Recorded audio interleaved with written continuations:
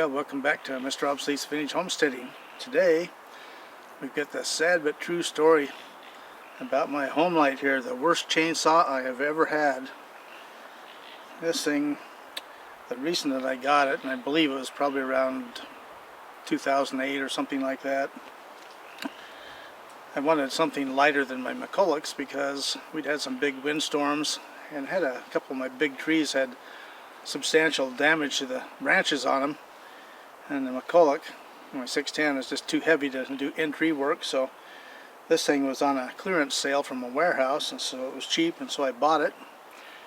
And that was my first mistake. But anyway, after I got it, it's compact and light and stuff, and so I thought, well, heck, it'll do the job just fine. So anyway, since the bar and the chain were not on it when I got it, I took it out, took and lubricated it with a chain lube, motorcycle chain lube and stuff, and filled it full of gas and oil and fired it up and ran it for a little bit. And since the branches I would be cutting in the tree were not real big, 6 to 8 inches maybe, I thought, well, I'm not going to be working it very hard, so up the tree I went with the saw. So anyway, I started cutting for a little bit, and and then I looked down after about half a dozen cuts, and the chain was really loose on it. It was hanging down. I thought, well, there's no way it can stretch that much. So anyway, I climbed all the way back down and whatnot and adjusted it up, and when I checked the oil in the bar reservoir there, it was empty. And I know I'd filled it. So anyway, I thought, well, let's see what's going on. So filled it up, started it up, and was sitting on a stump, and I noticed there was a great big oil slick, big pool starting to grow under it. So anyway, I took it apart, and on the oiling system, the tube that comes out of the tank, and then the piece that goes to the up here to feed the bar, there was a little part missing, a little elbow fitting missing. And so there wasn't a Homelite dealer within 100 miles of me, and so I contacted Homelite Direct and told them what my problem was. And there was this really snobby gal and stuff, and told her exactly where the part was, and she says, "You don't know what you're talking about. There's no such part on these saws." And I said, "Well, you're still making the same piece of crap, and it's on every saw you make." So I had the owner's manual, parts manual there, and I looked up the part number, said, "Here, look up this number." "Oh yeah, we use that on every saw." So anyway, I told her what the problem was, and I said, "There's no dealers around here. Just send me the part for free and I can fix it myself." But that wasn't good enough. So anyway, there was an ex-dealer about 25 miles from us, and so they contacted him and told him they would send him the part, which they did. And so since it was a missing part and a defective from the factory, I thought, well, I'll just get it for free. Well, that little plastic elbow about that big and stuff, they charged me $22 for the part and shipping. Anyway, I put it together, and I finished cutting the tree stuff up, and then I went out to do a little firewood work about a week later, and the thing had hardly run. So I started adjusting the carburetor, and to get it to run, when you opened up the jets to get a little more fuel in and stuff, the screw would just stop. And I thought, that's bizarre. Well, I just gave it a little extra twist there and heard a little pop. So I took the cover off, and the carburetor had limiters on it so it could meet emission standards in California, which means it won't run anywhere else, not even there. So anyway, I took those off and adjusted the carburetor and did okay, but it's underpowered, and it doesn't have a spike here, for dog spike for going against a log or anything like that. And so after using my McCullochs for so long, I got lots of power and stuff like that. It was just a real disappointment. So my dad did firewood too, but just on a real limited basis. And a long time back, I bought him a Sears Roper 3.7 cubic inch saw, and he used that for like 16 years, and it was really a good little saw. But one day, grabbed the wrong gas can and had straight gas and junked her out. So anyway, but what he would do in the summer when it was warm, he'd be out cutting with this for a little bit, and the chain kept coming off it. So he got mad and just gave it back to him. I forgot I'd even had it. In fact, I was out in my man cave shop here recently and discovered it and cleared a very back corner. I'd forgotten I'd even had it at one time. So anyway, so here it is. And it's really sad to see a company like Homelite, who was one of the major saw suppliers and made really, really good saws for so long, make junk like this. And this thing, they still sell them today. They come with a 14 or a 16 or an 18-inch bar. This has a 19-inch, which is an oddball. And you know, the other thing, since you know the chain got hot and stretched like that, the bar that came on the saw was junk. It's a soft pot metal peanut butter bar. And so after about maybe an hour and a quarter or so of use, it was completely shot. So I went and bought a brand new Oregon bar and chain for it and put on it. And then, like I say, I gave it to my dad, and he used it for a while and found out how disgusting it was and gave it back. But, you know, the little cheap saws, you know, I just don't recommend them. They're not very good. You know, and if you are not have any technical skills or anything like that, you get one and you buy it at a box store, you take it back, they're just going to give you another saw. They won't even bother to fix it because they don't have anybody to do that. And a lot of the saw shops won't touch them either because, you know, if you paid like $175 and they go in and rebuild the carburetor and service it thoroughly, it's going to be $100 to $125. You know, it's almost the cost of the whole new saw. So they just won't work on them. Plus, you know, they don't do the work they're supposed to do, and they'll be back, oh, this thing doesn't work really good, you know. So you take it over and put it in a press and smash it flat and cut it up into pieces. And you separate the plastic from the metal, and you throw the metal in a bin and get it recycled. And it does have an extra life though, because you know, if you have a Hyundai or a Honda or something like that, it's probably part of the water pump or maybe the valve cover or side cover on a motorcycle. So hey, had some good use after all, but not as a saw. So anyway, we'll talk about the few good features of this saw. It's small, compact, and light. It's 42cc. And you know, when they sell junk like this, they always put these fancy names on here. Timberman. Well, no man in his right mind would own one of these, so I have little nicknames for my saw. This is Timber Mouse. And that's about the power it has too. It's terrible, but you know, other than lightweight and you know, it's nicely balanced and stuff like that. But you know, the bad features, it hardly ever runs. If it does run, it'll break real easily. And everything is cheesy plastic on it. And so, typical of the cheap saws are like the gas caps. So when you take it off, you see there's this lip here. So if you don't keep the chain real sharp or not careful when you take this cap out, sawdust goes in there and plugs up the oil pump eventually, and you know, it's just a bad setup. Same with the oil cap here. And then this handle here is just a little cheesy piece of plastic, and over time it's going to atrophy and break off. But you know, even the lock button here for the high idle, cheesy plastic, just subpar. You know, like I say, there's no dog spike on it. So anyway, like I say, you know, these things always, if you got an inferior product and you want to sell it, you always put a fancy name on it. So here's another good example. The Poulons wood shark. Well, what it really is the wood carp, because it's a bottom feeding cheap junky chainsaw. And then our favorite thing, the wild thing, is the Poulon too. But it shouldn't say wild, it should say mild, because in the stock trim they're hardly cut. I did a lot of videos on this saw and really got it to perform quite well. And then the crankshaft failed on it, which is a common problem. You can see my pet name here, because you know what it's made out of.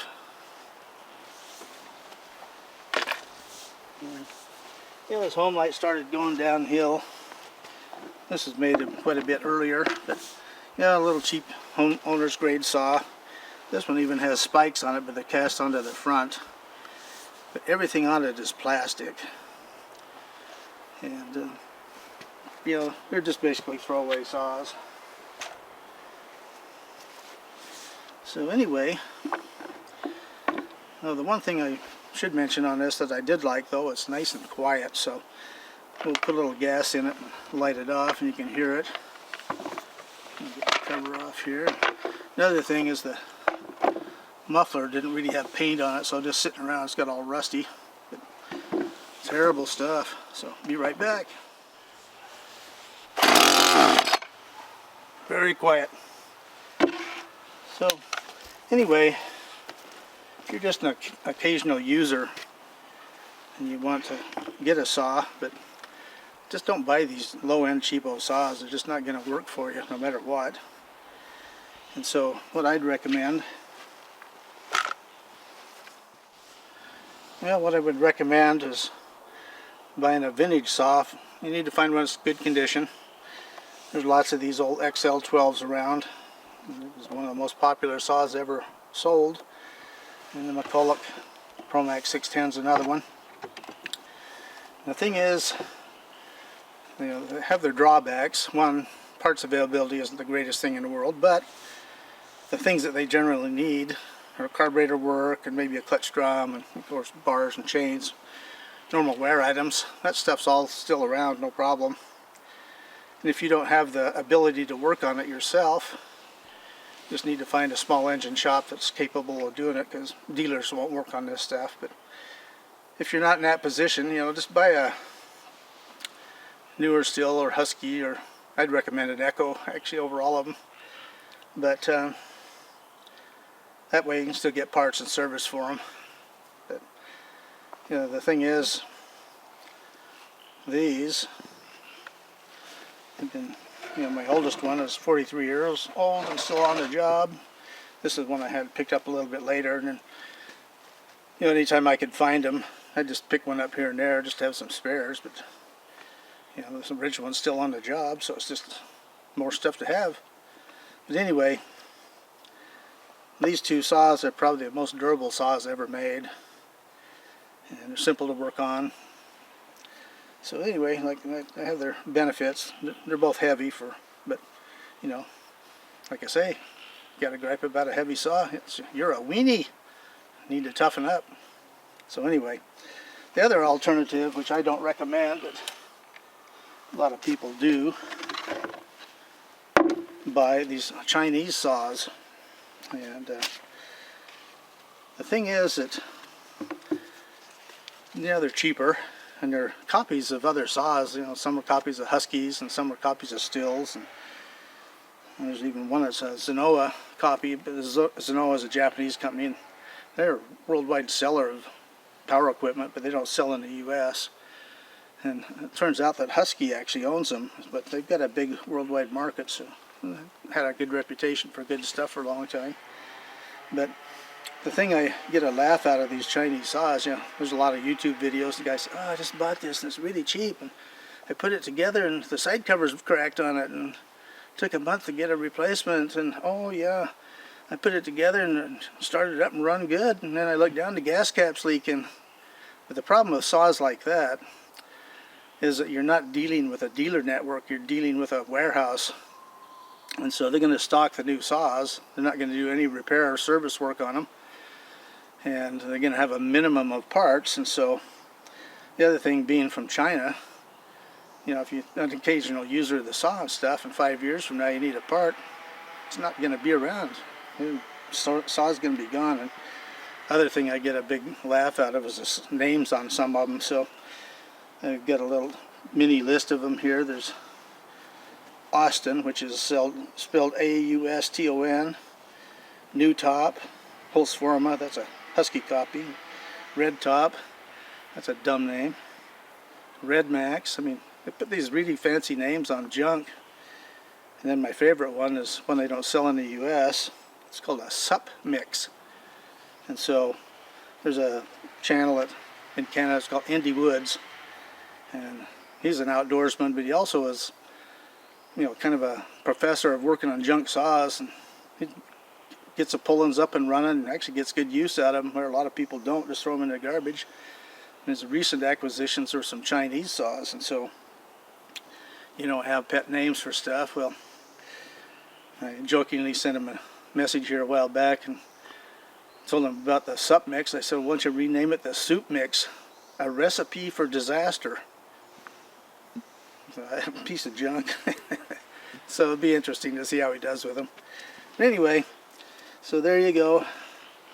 You know, that's why I'm still using these old rascals. And the other thing on these too is that, you know, there's so many of them, there's lots of them around, and this one especially, I mean, there's no collector value on them at all.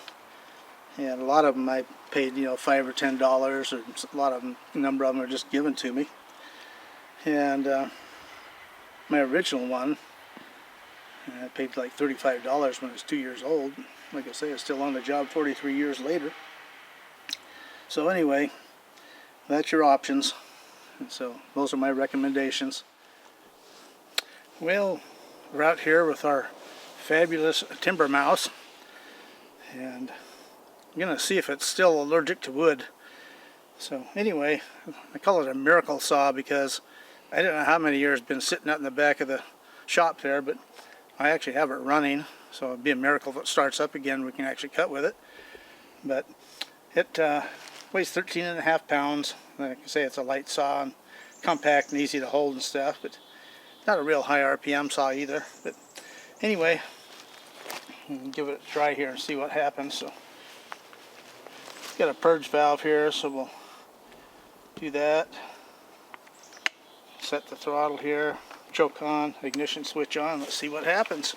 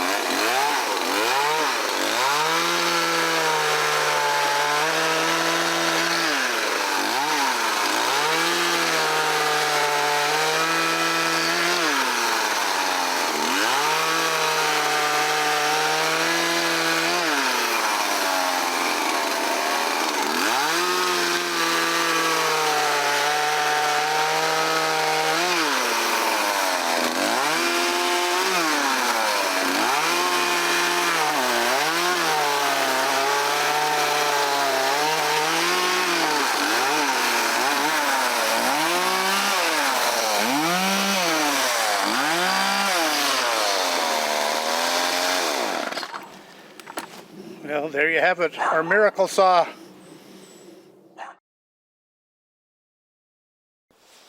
Well, it's time for vintage BS. I'm going to talk about the worst saws I've owned over the years. And so our video we just did, or part of this will be part of it. I showed you the winner, but anyway, I just want to talk about them a little bit. Most of the saws I've had in my collection are mid-sized saws and bigger because that's what I needed them for, but this one here is it says skill saw, but it's actually a Poulons Model 25, or I call them Poulons because you know what they're made out of. But this one was kind of an anomaly. This is one of the very first ones that I had of a little bitty saws here. And my friend Leonard had a lot of acreage and trees, and he'd cut firewood and stuff. When he quit doing it, this was the last of his little saws, and he gave it to me. And this thing was fairly old when I got it, and I used it for years and years. It just ran and ran and ran. It finally just wore out. But anyway, the little Poulons here, Poulons, are one of the worst small saws. This one is a Craftsman version, and I have another one I've hidden from myself somewhere. It's a smaller version, but these suffered from poor quality control. You either got a good one or a no good one. And this one is one of the no good ones. It had very little time on it when I ended up with it. It's been sitting in the garage forever, and I've actually used it in some of my videos, and it's powerful and works okay, but it's inconsistent how it runs, and that's the problem with most little saws.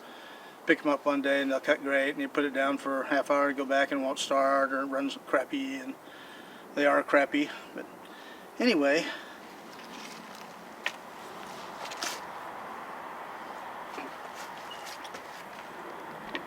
this is another little saw here. This one was given to me by Dan from Kane Custom Garage. He sent it to me kind of as a joke, and he's a real chainsaw enthusiast. He's got a nice channel. You should watch it if you like chainsaws and whatnot. But it was a non-runner, and I worked it over and did some mods on it and stuff, and I actually got it to cut and run quite good. But the crankshaft failed on it because they're really cheaply built. And then another one of the losers is this one, the Poulon wood shark, or Poulon wood carp as I call it, because same thing, it's a low-end saw, cheaply built, stock form. They won't hardly cut or run, did some mods to it and it's reasonably good now. But my collection of the small saws was real small for a long time, and Mr. C was cleaning up his dad's place and his place one day in the fall, and threw all the junk saws and stuff he had in there, and he was supposed to go to the dump, but he made the wrong turn and showed up in my driveway and donated a bunch of them. So I go back and watch a video that he did on that. But anyway, yeah, these things are better than nothing, but not a whole lot. And the thing I don't like about them is they're not reliable. Now, this is a different story here. This is one of the saws that Mr. C donated to me also.